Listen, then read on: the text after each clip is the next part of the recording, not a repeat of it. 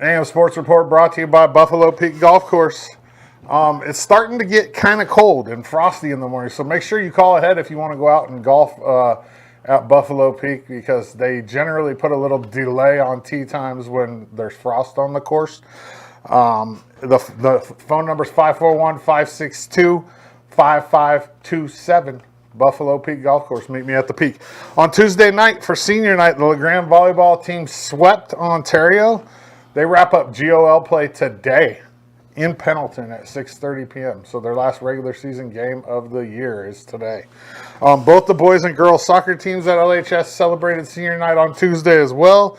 They both won. The boys won 2-0. The girls won 7-0. Both teams wrap up their GOL schedule on the 29th in Pendleton. And they have both games on the schedule at 6 o'clock. I don't know that they play them both at the same time. They might.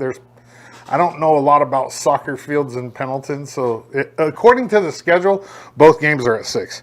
LHS football hosts Crook County tomorrow night at 7 p.m. for homecoming. It's live streamed right here on the EOA network. Baker hosts Gladstone at 7 p.m. tomorrow night as well, which will be simultaneously live streamed on the EOA network. And to finish off the GOL schedule for this week, Pendleton heads to Ontario tomorrow night for a 7 p.m. kickoff. Football around the valley. Imbler hosts Adrian tonight. That's going to be a tough game for Imbler. That's at 6 o'clock tonight. Adrian is the Vale of 2A. And Vale is the powerhouse. And Vale could probably win a state championship in 4A, to be honest with you. And that's Adrian in 2A. I mean, Adrian's tough. Imbler's going to have their hands full tonight. Elgin hosts Union tomorrow night at 7 p.m. And then Powder Valley has a bye this week. Okay, so let's go with this one now. Congratulations to Kiana Mack. We talked about it on Tuesday. She was the CCC Defender of the Week. She was also named the National Defender of the Week. She had 18 blocks over the weekend with 10 of them and 9 kills coming against number 9 Corbin. That's big time right there. You go against the top 10 team and 10 blocks. Man, wow. She currently averages the second most blocks in the NAIA per set, which is huge. I mean, she's been solid. She was same thing last year. Just she's tall. She dominates the middle. She leads the Cascade Collegiate Conference with 120 blocks this season. And then also, congratulations to EOU men's cross country's Justin Ash. He finished 10th out of 100 runners at the Linfield George Oja Invite on Saturday. He was the number 1 NAIA runner in that race. He ran the 8K in 24 minutes and 38 seconds, and he helped the Mounties to a 3rd place finish, which is pretty good at a race with 100 racers. EOU athletic schedule for the weekend. On Friday, men's and women's cross country are at the Sasquatch Open in Spokane. Women's soccer plays Corbin in Salem at 12, and then the men play Corbin in Salem at 2:30. Volleyball goes to Olympia to take on Evergreen State at 6 p.m. And then on Saturday, softball has a fall double dip versus Walla Walla starting at 9:30 a.m. at Peggy Anderson Memorial Field. Women's soccer plays Bushnell in Eugene at noon, and then the men play Bushnell in Eugene at 2:30. EOU baseball hosts TVCC for a fall ball game at 1 o'clock, and then EOU football has Simpson at 1 p.m. at Community Stadium. The Simpson team went viral last week for all the wrong reasons. They lost to fellow Frontier Conference team Montana Tech 96-0. Oh, man. That's bad. I mean, you feel bad for both coaches there because 96-0. Right. You score 43 points in the first quarter. You can't tell your guys to just stop playing. I wouldn't know what to do, honestly. I really wouldn't. Volleyball plays Northwest in Kirkland at 4 p.m. And you'll be able to get a look at the EOU men's basketball team as they are in action with a scrimmage versus the Seattle Mountaineers. So it'll be Mountaineers versus Mountaineers, a semi-pro team at 6 o'clock on Saturday at Quinn. And then the weekend wraps up with EOU men's basketball heading to Cheney, Washington to play Eastern Washington at 2 p.m. on Sunday. For more information, you can go to EOU Athletics. You can just Google it. It's really easy to find. AM Sports Report brought to you by Buffalo Peak. Meet me at the Peak. All right. Yeah, 96-0 BC. That's come on, man. Wow. Yeah, you know what And there was literally like big time Sports Center, like, hey, this NAIA team beat this other team 96-0. I mean, it was all over my feed. No, in that Baker game last Friday, was 40. I mean, at the half, it was 41-0. 41-0. Yeah. And Baker lost all their players, though. Right. I mean, but the point is when you see a big deficit like that, it's like what do you do? I mean, you just put the cheerleaders in the pads in the second half. I don't know. Call the JV guy. No. The running clock is probably as good of a solution as you can get. But it's like, yeah, what do you? I mean, you wish you could just okay. I mean, I think that's Ontario's first GOL win in like 5 years, too. Yeah, was it? I think so. I can't remember the last time they beat a GOL team. Yeah. To be honest with you, well, it's not the GOL; it's Special District, whatever it is now. Yeah. But when I say GOL, Right. I mean LeGrand, Baker, Pendleton, Crook County. Yeah. I can't remember the last time they beat a team in their league, which is and then they come out and beat Baker 41-0. Yeah. No, and you felt sad for during halftime I went down and used the restroom, and all of the Baker fans are just like. Was that their homecoming? Or is that tomorrow night? That was their homecoming. Yes. Ouch. Yeah. Hey, at least they scheduled the team that they thought they could beat. We scheduled Crook County. I think we can. We might give Crook County a run, but Crook County is arguably the best team in 4A right now. I mean, they've beat some good teams, including Pendleton last week, and I mean, we should have had homecoming last week, but we didn't know that Burns game was going to be at home. So yeah, I don't know. So it is homecoming week for the Tigers as well. I think I said that earlier. Yeah, you did. Yeah, exciting. All right. Well, hey, let's look outside. Yeah. It's like one of those fall mornings without snow yet. So thank God. All the trees are about midway turning, and so. There's some sunshine. It's kind of bright out there. Yeah. I mean, that's a positive. Is there any snow on the mountain yet? Nope. No. Let's look at the weather graphic. So 54 today, and this weekend 56, 66. Sunday and Monday, it looks like it gets crummy. Yeah, that looks like that's when it's going to start raining. Yeah. So, but the temperature is going to be in the 50s, kind of continue to be there. So not quite as bad. Yeah. All right. Hey, take us to the break.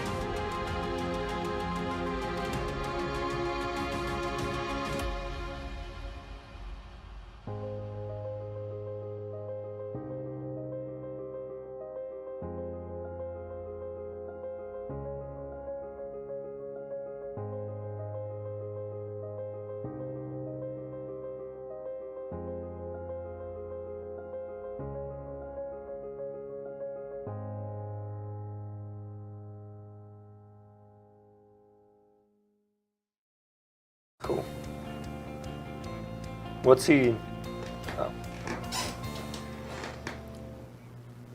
All right, welcome back. And so we're joined by EOU men's head wrestling coach, Dustyn Azure. He was recently inducted into the Native American Athletic Hall of Fame. And by a new coach on the staff, but he's two-time All-American, right? Two-time All-American and national champion, NAIA Wrestler of the Year last year, Hunter Sparks. What's up, guys? How's it going? Good. How's it going? Good. So the way this came about was I was going to have them on the sports show this week, and we just decided we're going to bring them on the morning show instead. We'll talk some wrestling, and we'll also just talk some, LeGrand and just life things. First question for you, Dustyn. How is it? How is the wrestling team? What's it look like this year? Good. I like where we're sitting right now. Definitely under the radar a little bit, nationally wise, and when it comes down to the conference as well. So I'm okay with that. Yeah, so are we. Especially what we have in the room right now. They're looking good. They're looking crisp. Ready to get on the mat here next week. Compare this year's team to teams in the past, like where talent-wise. Talent-wise, I think that we were just talking about this the other day. I think it's comparable to about where we were sitting when we won conference that year. And so we kind of snuck under the radar. We came in like number 6 in the conference, and then ended up winning conference that year and qualified our most guys to the national tournament. So I think we're sitting in that same boat, definitely a little bit under the radar, but we have some hammers in there that are going to come out and make some noise, I think. So when we talk about this conference, the CCC, it's the toughest conference in the country, arguably. I mean, I would say it is. There's always 3 or 4 teams in the top 10, and it just beats up on each other in my eyes. What do you think about that? Like, is that how you want it to be, or would you rather it was a little more even throughout? No, for sure. I like where we're sitting. I like comparing us. We're like the Big Ten of the NAIA. Yeah, for real. And so this is where all the big dogs are. We want to get out and meet all of them, and we also have to travel, of course, to get to wrestle against competition. But I like where we're sitting. We get to meet these guys every week, and that's what iron sharpens iron, and that's what we get out of our conference. And it's a good group of guys in our conference with all the coaching staffs, and everyone pushes each other. So, is that the hardest part? The travel, because this conference is so spread out. There's teams in Arizona. There's teams in Montana.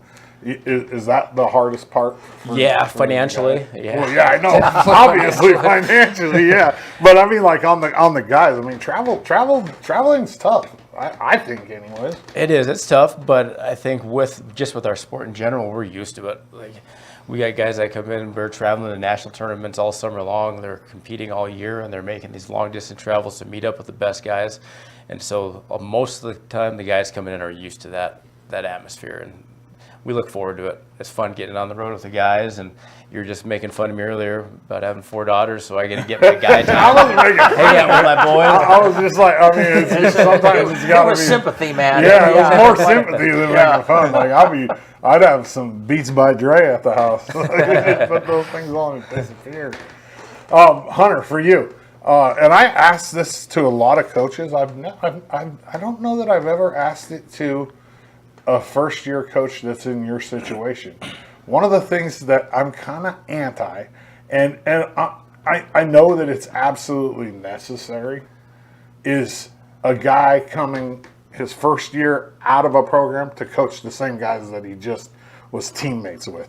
And the reason why I don't like it isn't because, I mean, obviously you have to change your role with your buddies, right? You become coach. Yeah. But the reason why I don't like it is because I feel like sometimes it's hard for a guy that was coached by somebody to be brutally honest and hold that person accountable, which is part of your job as an assistant coach. Like you have a different role with Dustyn now, and I feel like that's really hard to walk that line. And what do you think about that? I don't think it's too bad. I think one of the things that really helps us is we have multiple coaches. I mean, it's us two, but we also have Blake, Luca, Marco, and we have Coach T. So we have like a lot of which are all EOU wrestlers. Exactly. Yeah. I think one of the reasons we stuck around here, though, is that we believe in everything that we do. For the majority of the time, I feel like we're always on the same page anyway. So it's really easy to spitball ideas and be like, hey, maybe we should do this instead. And it's not really a point where there'd be like any arguments or anything. We're usually everybody's pretty open to new stuff, and all we're focused on is just making sure that everybody gets better.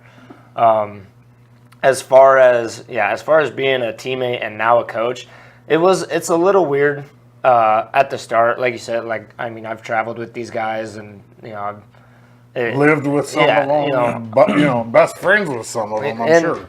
And that's a little tough. But like one of the things I told them was like, yeah, I'm a coach now, but like it's really no different. The only difference is I'm not competing with them.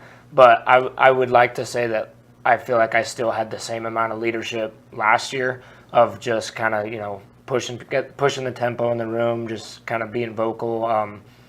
But like I tell them, like, I'm Coach Sparks, but I don't want that, like, oh, I'm a coach now, you got to treat me with disrespect. Like, I'm still their friend. Like, that's at the end of the day, I just want to get them better. So I'm going to be, I'm going to give them criticism and I'm going to work with them, but I'm going to do it in a manner to where I'm not trying to be overpowering and be some big tough guy now because I'm in the coaching role. I just hope, and I hope they all see this as like, I'm hard on them, but I still want them to see where I'm coming from, and I want them to have the same success that, I was able to and other people from EOU have had, and that's just with pushing them, but with constructive criticism. So get on them, but still having that level of praise, like we still did really good today, like we're getting there, it takes time, like, and I tell them all the time, like, you don't have to call me coach, like, just call me Hunter, like, I was your teammate, like, I don't want to step away from that, if that makes sense. It does. I feel like. So I got a follow-up question for that, and it probably is going to be the one you're asking, and that is, so Dustyn, when your assistant coaches are, and I'm learning about the program more now than what I've known before, and that is when your assistant coaches are EOU past wrestlers, how are you able to foster the kind of relationship that is going to say, hey, I don't know if that's the right way to go, or I have a different opinion. I mean, are you able to do that? What do you think about that? Yeah, I think we got to learn from everybody. Yeah. I mean, that's wrestling, that's life. We just got to be in there and just be brutal honest with each other and let each other know where our faults are, what we need to work on, how we can get better as a team, because ultimately that's what we're trying to do, is continue to get better every year, every day. Yeah. And so we have a lot of coaches meetings, and we'll sit down, we'll talk. Hunter's seen them now, like where we can sit down and we like start going through things. Okay, we need this and this. How are we going to do this? Mm-hmm. What's the best route to go about doing this? We'll pitch different ideas, then we find the best one. Maybe someone has an idea that stands out and we use that, or we collaborate and mount them on top of each other. So it's definitely the coaches we have in are people that I've trusted and people that I know that have the leadership skills that can come in to coach these guys. I know that they're not going to come in and after practice sneak some guy out and go hang out at bench warmers. And, but it's a relationship that I think by the time they get older and they've been there a few years, they understand we're not there to beat up on them and just criticize them every day. And it's about being honest and helping them just become better people. Yeah. When I look at it too, I feel like wrestling's a little bit different, because in the fact that your teammates are kind of coaches, already. You know what I mean? Unlike like in football, your teammates aren't really coaching. But in wrestling, I've noticed like if Hunter's out there wrestling, then maybe Kyle's on the sideline telling him, hey, get the underhook or what, you know what I mean? And so in that sense, it's different. But the common answer that I get from a lot of the coaches is it's a money thing too. I mean, if you can get guys to come back, you know what I mean? Because a lot of times it's a GA or a volunteer coach, and it's easier to get guys that played or wrestled, or girls that played or wrestled for you to come back and do that. Yeah. I mean, that's a common answer I get. Yep. I mean, we're definitely very fortunate on that side too. Like these guys are sticking around. They're teachers. They're working in the community. We got Marco working out at Union, and we got Blake working out at Elgin. Hunter's finishing up, getting ready to go to his master's, our doctorate program. Coach T sticking around. He's been in jobs. Just had a baby. Yeah, just had a baby. So congrats, Coach T. Yeah. Luca doing PT. Luca doing PT. So. Isn't that what you're doing too? Chiropractic. Oh, chiropractic. Yeah. That's right. That's right. So where are you going to do the school for that? So I was lucky enough to find a program where I actually get to do my first year completely online. So I'm in chiropractic school right now. I'm kind of towards the end of my first trimester, but I'm able to stay here in LeGrand and still coach. That was what I wanted to do. I wanted to still be around wrestling. And I think with wrestling, like you were kind of saying with the, just kind of like everybody's a coach, and like that sense is like, even as the coaches, like we by no means like know everything. Like we still learn from our wrestlers today. Oh, yeah. Like we still learn things every day, whether that's seeing reels on Instagram of just other schools, other moves, somebody in our room coming up with something or saying like, hey, what about this? It's like, it's just one of those sports where you're just always growing no matter what, whether you're a coach, athlete, somebody in the stands, like you're constantly learning. And I think that kind of helps a lot. And then the goals never changed. I think that is a lot easier when you have wrestlers come back in too, is like we still have that same goal, regardless of who's on the team or regardless of who left, who came in. Like we still have the same drive. Like we want national champions. We want, ideally a trophy finish at nationals. Like the goal never changes. And I think that's easy to really kind of carry on just as a tradition as EOA wrestling. Yeah, that makes sense. What about like with the transition from wrestling to coaching? What's been the hardest part outside of obviously being, a teammate of the guys and then being? But what's been the hardest part? Just not being able to compete. If I'm being honest, like just a confidence thing, like being able to step up and say like, hey, no, you guys, listen to me. Like I need you guys to do this, and trying to like keep people, keep that level of respect it's more difficult in my eyes because I'm like, oh, I don't know. Like, I don't know if I'm overstepping here or whatever. But from what I've seen, like everybody's been super awesome. It's just like picking up from like right from the start. I feel like I haven't missed a beat from just being a teammate last year. I mean, it's just that part's a little difficult, and then I do miss competing. That part's also hard. Yeah. Seeing everybody else get ready gets me amped up, and like I want to get back on the mat, but that's one of the hardest things for college athletes is the loss of identity. Trying to re-identify. You know what I mean? Because you go from everybody knows you as Hunter, the national champion wrestler, and then now it's like now you're Hunter, the coach. You know what I mean? Like be a national champion coach. Yeah. That would be awesome. That'd be pretty sweet. Awesome. Dustyn, for you, this team this year, obviously we always talk about the goals. I mean, it has to be trophy finish again, right? Like, yeah. I mean, it's every year. I mean, we gotta help our guys get to where they want to be. They want to be national champs. They want to be All-Americans. And if we're helping them reach their goals, we're going to accomplish our goal. And so our goal, of course, trophy hunting, national champs, that's always been the goal. And we have to just, if they accomplish their goals, we're going to accomplish ours. And so we're pushing them to make sure that they get as close as they can or surpass or at least get to their goal. I think one thing that would be cool is if you guys can walk us through like a day for like a wrestler that takes classes at school. So walk me through a whole day, like during like season, but not like the day before a match, but like, early in the week or whatever. What's a day look like? So 3 times a week. So like say a Monday. So, usually guys will probably be waking up at about 4:45-ish. We lift. Our lift starts at 5:30 in the morning. So you guys get the weight room at 5:30. Yep. Set. First one's in the weight room. We have a 10-minute rule though. So even though our lift starts at 5:30, 5:20 they got to be there starting their warm up. Lift is usually anywhere from 45 minutes to an hour. Most of the guys have a couple of an hour or two in there. If they have 8 a.m. classes, then you're off to school. Obviously, it depends on your class schedule, but then you basically get your classes done throughout the day. Depending on your weight too, you might have to go get an extra run in, cut a little pounds off, get some weight off. Certain days, then we'll have our individual drills. So anywhere from 10 a.m. to about 2 p.m.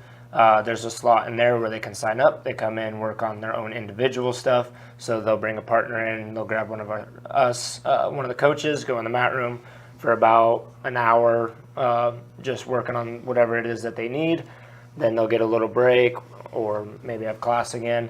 And then usually about 3 to 3:30 is when our afternoon practice starts, which is like a wrestling practice, which is usually about 2 hours long, which can range from anywhere to just a technique day of just drilling to super hard drilling, or like yesterday, just a straight come in. It's an hour and a half of live wrestling, and then your practice is done, which gives you time to usually go in and get therapy, go see the trainers, get ice baths, do whatever you need. Again, go run, do some other stuff if you need to, and then hopefully in bed about 8, 9 o'clock, ready to do it again in the morning. Every day. What about so say like you, obviously you wrestled 125 last year, so you had to cut weight every week, I'm sure. I mean, 125 is light for anybody. Yeah. Nutrition wise, what do you tell, like, now as coaches, what are you telling your guys that are having to cut weight? How do you keep everything okay inside their body? You know what I mean? Yeah. The biggest part's your hydration. Like 100%. As much water as you can. When I was cutting, I would try to drink.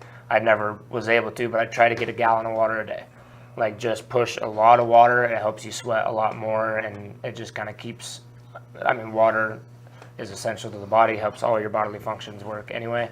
And then just eating good food. It doesn't necessarily have to be like super like calorie counting, like I'm gonna eat exactly blah blah blah calories or whatever. Just as long as you're eating good foods in good amounts, not overeating, but also not undereating, you're gonna lose weight regardless. We work out a lot. We're always sweating, and then I think the biggest thing is just not to panic. That's a lot of guys start getting a little worked up over their weight. They start stressing out about like, I got weigh-ins coming in. Like, just trust the process.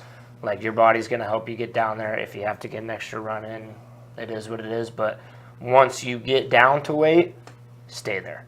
And that's the only other big problem in wrestling. Is people like to make weight, and then they start doing the ups and downs to where they'll weigh in, and then 3 days later, they're already, 12, 15 pounds over, and then you just make it. Well, how do you stop that? I mean, because I kind of think, like, once you lose, say you walk around every day at 138 or whatever, 135, and you're going to wrestle 125, and you cut down. How do you stay there? Like, because your body naturally wants to be 135. You know what I mean? Like, yes and no. I mean, the human body is just super resilient in general. Like, I think more of it is a mental thing.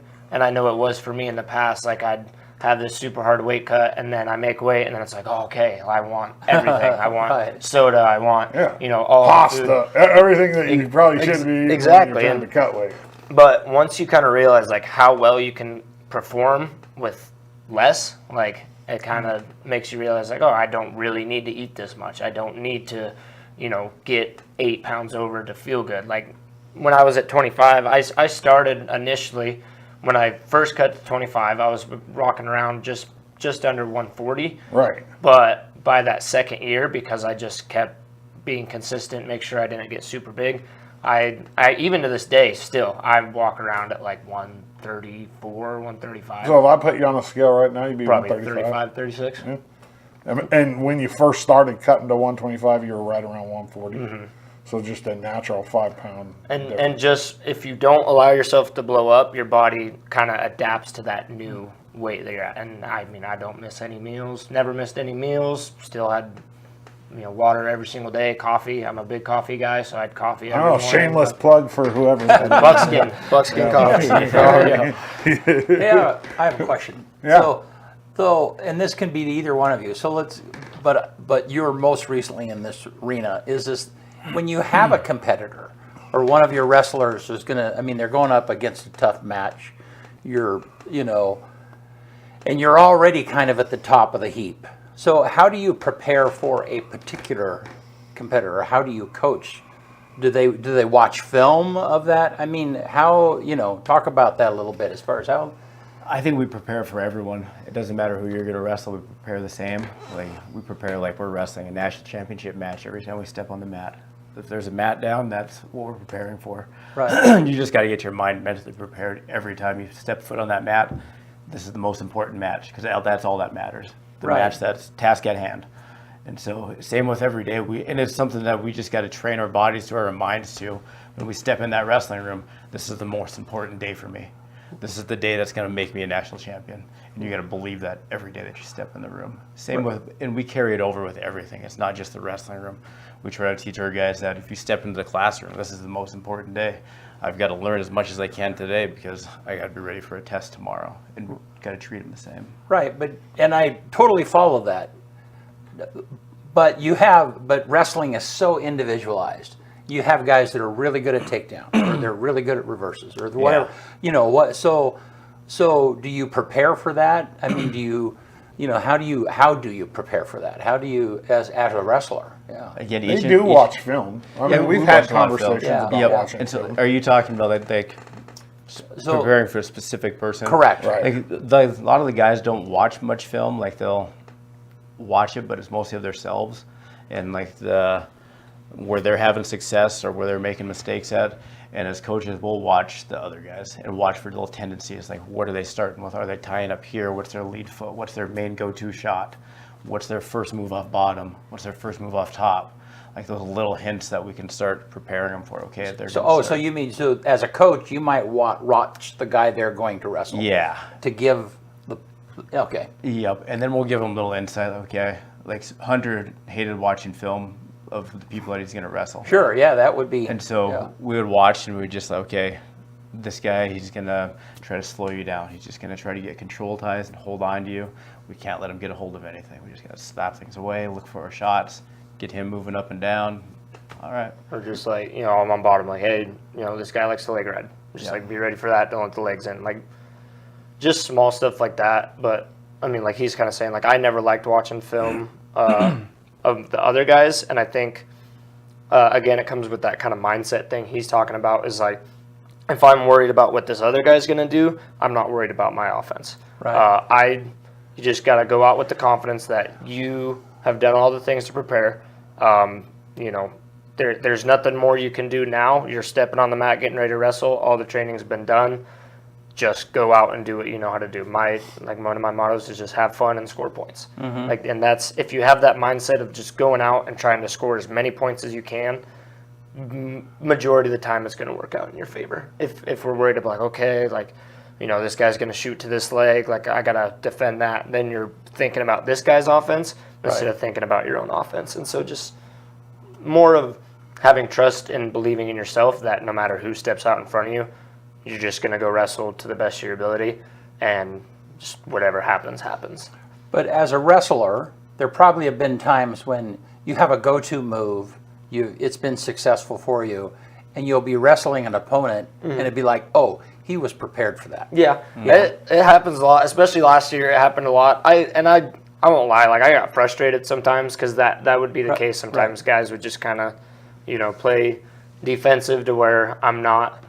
I like I said, I like scoring a lot of points. So there's kids that I should be, pinning, or I should beat them by a tech fall, and I'll beat them like 2-0. And it's frustrating for me, but at the end of the day, they don't ask how you win; they just ask how many. So, as long as you get the win at the end of the day, that's what's important. Well, and the film thing kind of makes sense too, not watching the other guy, because the most important matches of the year are tournaments, and you never know who you're going to wrestle. You know what I mean? Like you weren't expecting to wrestle that guy that you wrestled in the finals, right? I mean, maybe. If I'm being 100% honest, I actually was What were you? What was he ranked going in? 13th. Yeah. Which it's a Ranking systems go off a lot. It's a bunch of BS, Yeah. if you ask me. I mean, he's a D1 transfer, and I wrestled him in high school and everything. Like, I knew him. We wrestled at the conference tournament here in EOU in the finals. I remember. And after that match, I actually, because we both went to the same community college. SWAT. Clackamas. Oh, Clackamas, that's right. Yeah, So yeah. I left. He Why did I got say there SWAT? the next year. He's the Menlo kid, right? Yeah. But I told him after that match, I was like, it's going to be you and me. Like, I strongly believed it. I thought he was the next best wrestler toughest. at that weight, and it ended up That's working what out happened, that way. right? But yeah. generally speaking, you don't know, know like who's you're gonna- going into a tournament, you don't know who you're going to wrestle. Like, especially like opens. Yeah, you could have somebody that you never even, chances are slim, but somebody you never even heard of coming in And there. upsets happen all the time. You never Yeah. know what's going to happen. My weight, for instance, I mean, the number one seed at that weight lost the first match. Like, and that's not expected, but you just got to be prepared for anything to happen. And like we were kind of saying, like, it's just that next match is what's important. So whoever steps up, that's the next person that you got to go out and try to whoop on. So Let's talk about what's coming up. November 2nd, Arizona Christian and Providence duels. Yep, So are those conference duels? they are. They're Right off the hop. Just Yeah. straight up conference we got a duels. solid conference, and Providence is number 6 in the nation right now, Right. so Yeah. And so we're is that normal? 2 duels in a day like that? yeah, normal? it is. Yeah. I mean, especially now with the limited amount of weigh-ins that you get per year, and it gets us more competition out of the gate, and that's what we want. I mean, we're preparing for the end. This is just getting out there and seeing where we're at, really. So with the duels on Saturday, that means isn't there a rule like with weight allowances because you're wrestling 2 days in a row? Yeah, so we'll get an How's that extra work? pound. Explain that to the. Yeah, so each consecutive day that you compete, you'll get an extra pound. And so we'll compete Saturday, we'll make scratch weight, and then Sunday we get 1 extra pound. And that's everybody that wrestles. That's right? yep. Whoever's in the tournament, if they didn't duel, it doesn't matter. There's already a team that wrestled that night, so everyone gets Why do they do next that? day. Do you have a firm answer on that, or? It's pretty tough to make weight 2 days in a row at scratch weight for a lot of people. So Right. they get some of that a little bit so they can get a little bit of nutrition in their body and get ready to go again. I mean, after their matches, they're throwing stuff on to start sweating, getting their weight back down, and just get things under control again. Yeah, because for the people that don't know wrestling that well, you cut down to weight, and once you weigh in, then you rehydrate, which means you gain probably what? How much would you gain? Would you say right after after you weigh in, you're eating maybe like some fruit, drinking a lot of water, maybe a liquid IV or whatever. How much weight do you gain like right after you weigh in? right after, Or that day, the rest of that day. I'd say throughout the day, I'd probably put about 3 to 4 pounds into my body, but then while you're wrestling and warming up, it kind of naturally comes off again too. But yeah, I mean, 3 or 4 bottles of water, and nutrition's like super important. So sandwiches, lots of fruit, protein bars, granola bars, like whatever it is. Like whenever you feel like you need it, get that, put fuel in your system. But yeah, usually probably. For me, 3 to 4, I'm a lighter guy, but I know some of the bigger guys, it's 6 to 7. Yeah, like, 7, 8 pounds, right? No. And so it's a safety thing too, right? Yeah. I mean, you don't want guys to weigh in, put on weight, and then have to cut it right back off to weigh in the next day. Yeah. But even though they do, I mean, it's still only a pound. They do, but a lot of our guys, at least Kyle, for example. Kyle probably in a match probably loses about 5 pounds in a match just from going He's out there that sweaty. 7 minutes. He sweats a lot, dude. But that's part of Yeah. the hydration piece that you have to have hydration. You have to drink that water. And you got to pound those liquids just to get you ready to go. And your body responds. It gets like Hunter was saying, it gets used to wrestling at a calorie deficit, and just you feel good. You find a way to feel good with it. Let's kind of switch subjects. Talk about the Native American Hall of Fame induction? I want to hear a little bit about that. I haven't heard. I mean, I read the article, but I haven't talked to you about it. I first heard about it this summer. I was at a wrestling camp. Actually, I was at a wrestling camp, pretty ironically, in Poplar. I was back at my hometown doing a wrestling camp there, and the last day I got a call from Don Wetzel's his name. He called me up and told me that I was going to be inducted, and yeah, just great honor. I mean, it's Where is it? Where is the it's Native going to be held American athletic? in Helena. And when is your induction ceremony? It is it's the day after we duel Northern and who else we duel? So coming Evergreen. up quick in the next couple months. Yeah, yep. So it's gonna we'll duel that day. I'm gonna jump in the car, drive halfway. I'll drive to like Spokane, jump on over, hit the induction on Saturday.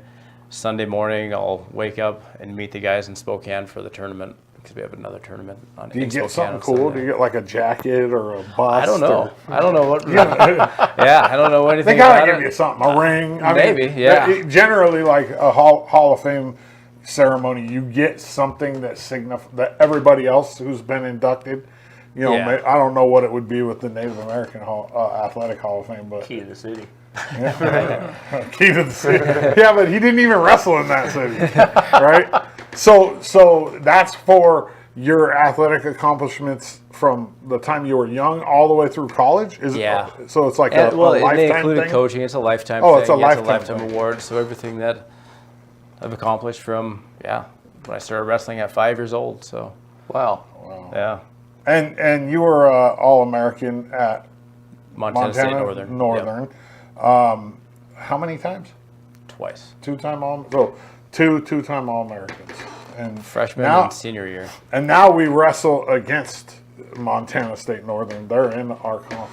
Yeah. Like they're in the CCC when it comes to wrestling. Yep. Is that weird going back, like to your old stomping grounds? And It definitely puts a little bit more of a hype to it for me. I Yeah. get excited about it. I Should. like getting back and beating them. So So another question. Will they put you in the Montana State Northern Hall of Fame?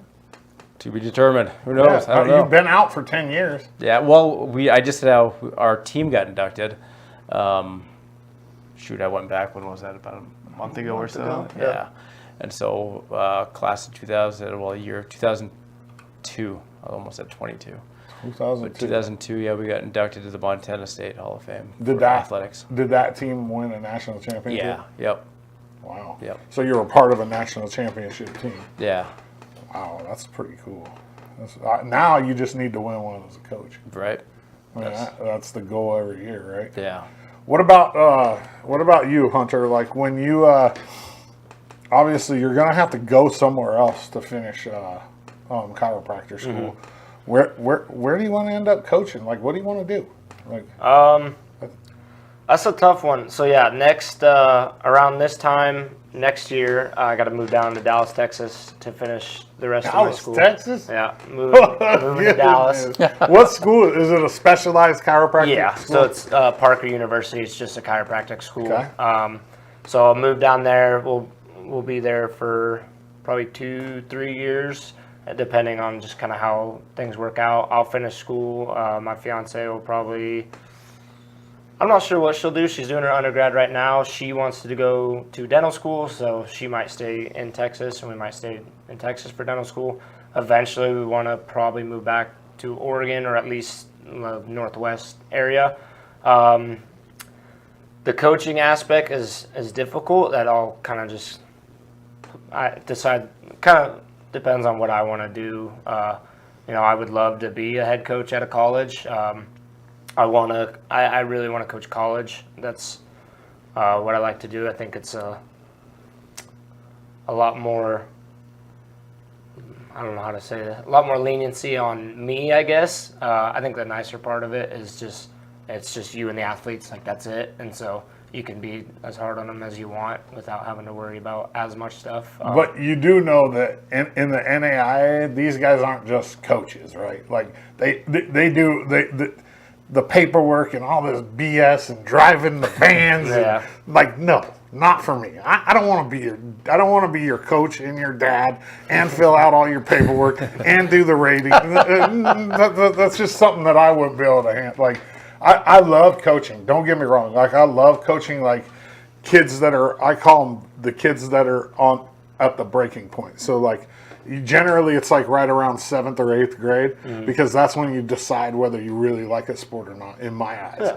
And so I really love that, but I do not like parents. I don't like paperwork. You know what I mean? So it's just like, it's one of, and in the NAIA level, there's a lot of stuff that coaches like D1 don't have to do. They have like 18 people that do it for them. Yeah. You know what I mean? So that the NAIA level is tough, dude. Like, it's underpaid for what you do too, for sure. Dustyn knows that. I mean, it's just being real, right? I mean, you don't see D1 coaches driving a Sprinter van full of smelly wrestlers to Havre, Montana. You know what I mean? Yeah, right. I mean, you know, Dustyn. Yeah. You don't even have to say anything. It's like, all the coaches at that level, there's like just this expectation and almost the responsibility, and the parenting part is all levels, right, of college. When you got a freshman coming in, you're replacing mom and dad kind of when you're the coach. So there's that pressure too. It's like, maybe the guys that are a little bit older, you know, you have a guy that's married, you know, he's kind of settled down or whatever, or that's been in the program for a few years, that's different. But these guys that are coming fresh as, you know, freshmen in college, like 18 years old, sometimes 17, I mean, a lot of them don't even know how to make a box of macaroni and cheese. You know what I mean? Like, it's crazy. Yeah. It's kind of fun though too, because you get to see those guys grow and kind of start to mature, and I think that's just the nice thing about, I mean, I'm sure all teams, but our team specifically, is we just have those role models that are older and that have been through it. Everybody's done a freshman year. I mean, it doesn't matter who you are. Freshman year is always going to be tough, but more often than not, everybody usually kind of figures it out pretty quick. So it's not too bad to have to deal with, and if it does become a problem, then obviously that's a conversation we'll have. But everybody, for the most part, figures it out. And that's part of coaching. I mean, that's in leadership, getting your guys to that next level. Each year, they're developing a little bit more and becoming that leader that's helping the freshmen, bringing them along. Like, everyone has little mentors that they're following and learning from. Yeah. So it's definitely something that you have to build. It wasn't here the first couple of years, and so you just have to start slowly building into it. It's a process, just like anything else. What's the part of your job that you like the least? Paperwork. Yeah, paperwork, for sure. Because there's a lot of it. Yeah, just staying on top of yourself, bringing in, taking the receipts in. I mean, you're using your credit card a lot, so you got to keep track of all that stuff. Yeah. And I got stuff scattered all over the place, I'm scooping things up here and here. I'm not good at that either. I ain't gonna lie. But I think it's a little bit of everything. It's like you're owning your own company, really. You're the CEO of the wrestling program, and we got to be able to make sure everything's managed the way we want it managed. You know, we got guys doing different things, whether it be our coaches or our wrestlers. They all have a role that they play. It's not just me. Like, I'm in the shadows pretty much now that we have as much coaches that we have on board. So it's awesome to be able to build it to where I can sit back and we talk about things. Okay, this is what we're going to do in practice. This is this and this is this. This is your job, my job, his job. Your first year, or maybe your second year, was there just you and one coach, right? The first couple of years. Yep. So who was the first coach? Ty Vincent. I was the first coach, and Ty Vincent was my assistant. Yeah. And then Coach T came? No, Mar. Mar was before T, right? Dino, actually. Oh, Dino jumped in to help out. Yep. Yeah. And so now you have, what, 5 coaches? Yeah. 5 coaches. And then 6. Well, you were coaching men's and women's when it first started, right? Yep, for the first 3 years. For the first, So now we have a head women's coach, and he's got a couple of assistant coaches as well. Yep. It's just growing, man. It's crazy. It's good. Yeah, it's definitely. good. Well, and it takes a while for the culture to get going. I sang in a long-term choir program when I was in college. But and the guy had done it for 20 years, which is so. But after a while, then you just when you start into that program, you have all of those other members that help you acclimate to the. I mean, the coach doesn't even have to say anything because all of the other members are kind of, and I know that wrestling is that same way. Yeah, you're attracting the same kind of people. They already know the rules because the other players have kind of said, yeah, you got to show up 10 minutes early. Yeah. I mean, you figure that out. So It is nice. I think that's a big role in our recruiting too. I think it's a reason we get a lot of guys is just that brotherhood that we have on this team, and our upperclassmen are taking that role and helping these younger guys, figure things out without us having to really direct them and tell them you have to do this, this, this, and this. They already kind of step into that role, and I mean, really, I don't think we very rarely have any issues with anybody on the team. Like everybody usually meshes together pretty well, and I think that's a big reason we're growing. Is just, I mean, you have people to wrestle for now. Like when you step on that mat, it's not just about you now. You have all your teammates that you care about and that care about you, and everybody wants to see each other succeed. And I think that just that's really what our program has started to kind of like resemble, is just having that like aspect. Everybody says it, but like that family aspect. And I think it plays a big role in our success with competing and recruiting and whatever that may be. That's why I'm so happy my son is doing college athletics, because people his age don't understand. Like, I feel like there's not like this.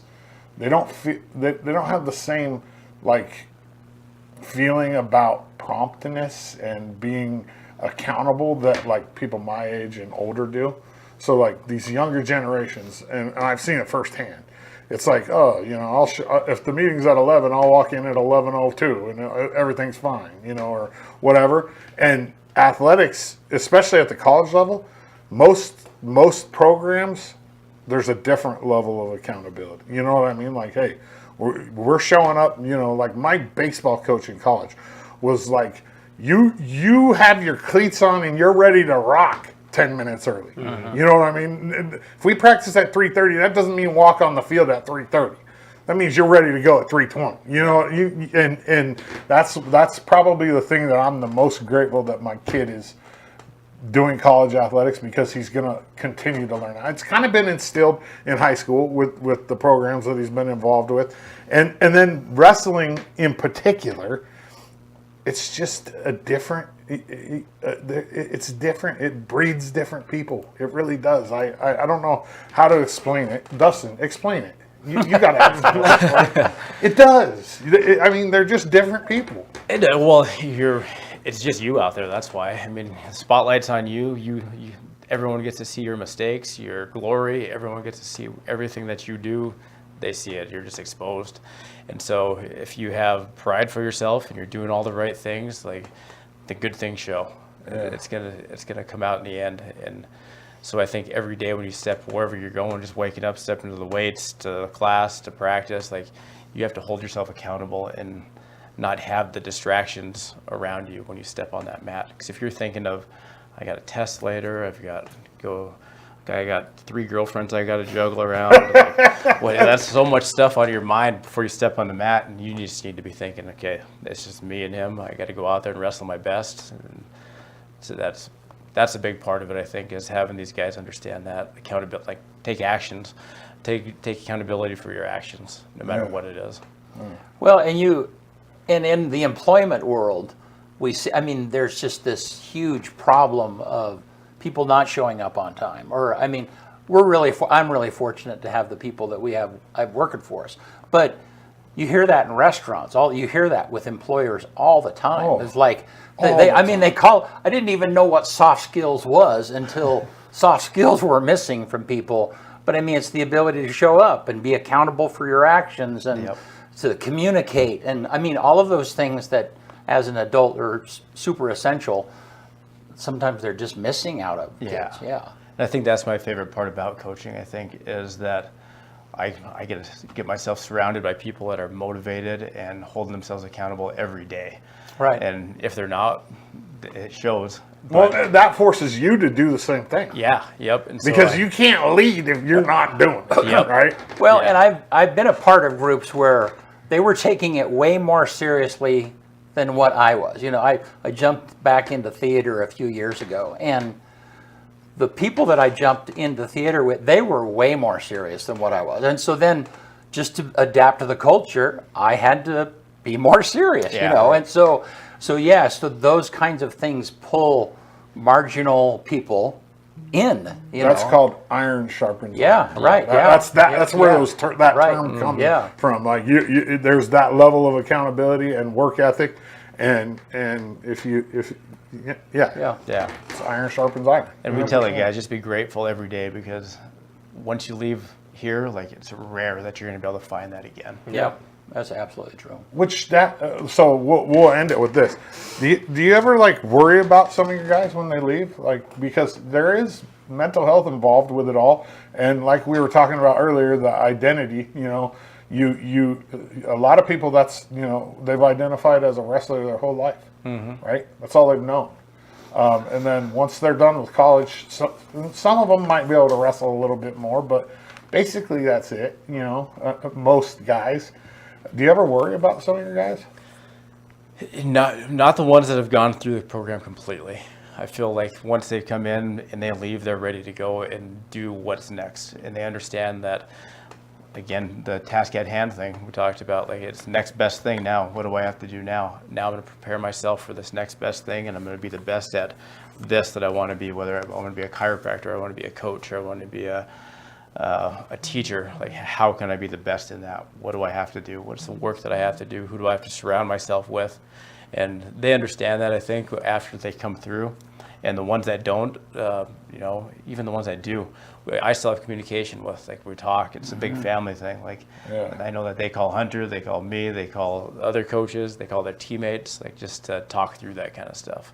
It's a lifelong thing. It's not just something that they're here for 4 or 5 years and then see ya. Yeah, you're not. You're done now. Right. Like Good. at the end of the day, too, like, I mean, it's a cliche saying, but like, once you've wrestled, everything else in life is easy. Like, that's a big saying that, you know, you see it on I kind of t-shirts. feel like it's true. Well, and that's just it. I mean, like, wrestling is a tough sport. We do some Probably the toughest. We do some very, very difficult things, and if you can just have that mindset once you leave, is like, just about anything that you do is probably not going to be harder than the stuff you did while you were in college. You can usually, I feel like most guys do pretty well, especially if you keep that just competitive nature. Like he's kind of saying, like, whatever field you're in, the best. you just try to be the best that you can be. And I think that just kind of, it does translate to life. You learn a lot of life skills in wrestling. I mean, discipline, accountability, like all those things. And if you have that ability to just carry it over and treat life like like you're training for a national title, like more often than not, people succeed. Oh, I like it. Hey, I didn't know if you guys caught it earlier, but when Hunter was talking about his fiance, he just recently got engaged. got Hey. engaged. Yeah, I knew. Friday. I already knew. Yeah. I got him on social media. I mean, I pretty much know like what's going on with these Yep. guys. Very I good. think I even commented, didn't I? Yeah. Yeah, I probably did. So when's the I date? usually do. Oh, it won't be for a while. Probably after we move back from Texas. Okay. We want all our family to be there, but just gonna enjoy it for a little bit. It's exciting, big step. So very excited though. Yeah, it's awesome. All right, well, we appreciate you guys coming in, man. EOU head wrestling coach Dustyn Azure and assistant coach Hunter Sparks. But it's so weird because I want to say, you know what I mean? Like, but no, now you're the assistant coach. You can say it You're if you want. assistant coach Hunter Sparks. Yeah, yeah. Yeah, I appreciate you and that's guys, what's going on inside of you. Is like, oh man, I'm gonna. Yeah, I mean that identity thing is huge. You know. So well, thanks guys for being here. Yeah, Thanks, Always, thank you. Let me get us out of here real fast. On this day, October 24th, 1836, the earliest American patent for a phosphorus friction match, which is like just a regular old match, by Dwight Phillips of Springfield, Massachusetts. 1836 is when he got a patent for matches. 1881, Levi P. Morton, the U.S. ambassador to France, drives the first rivet in the Statue of Liberty. 1926, on this day, Harry Houdini's last performance at the Garrick Theater in Detroit, Michigan. You know how Harry Houdini died? Pancreas. But it was from a punch. He got that's punched, right. I had forgotten. And he died 9 days later from a pancreatic infection that the punch caused. I don't remember who punched him. That's right. 2017, on this day, Albert Einstein's theory of happiness, which was written as a note for a bellboy instead of a tip in Tokyo in 1922, sells for $1.56 million.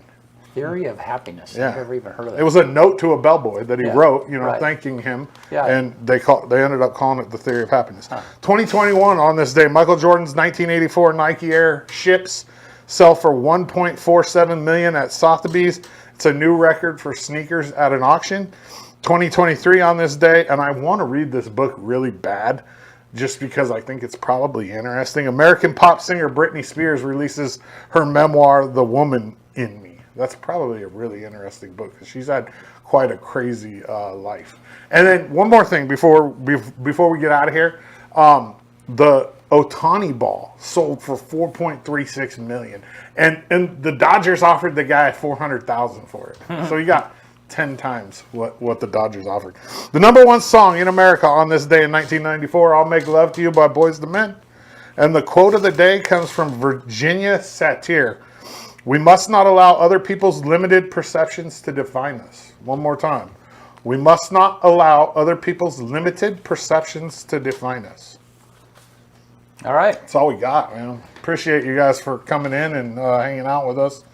And we're we'll be live tomorrow night. Yeah, I'll be on the call for the LeGrand Crook County game, and then we'll also have a live simultaneous stream of Baker and Jesse Taub will be the play-by-play there. Baker's playing Gladstone. Yeah. The team that we've had troubles with in the past. Yeah. Anyways, not us personally. I'm talking about No, Gladstone has been tough. Yeah. In the past. It has. So, yep. So, we'll see you on Tuesday. All right.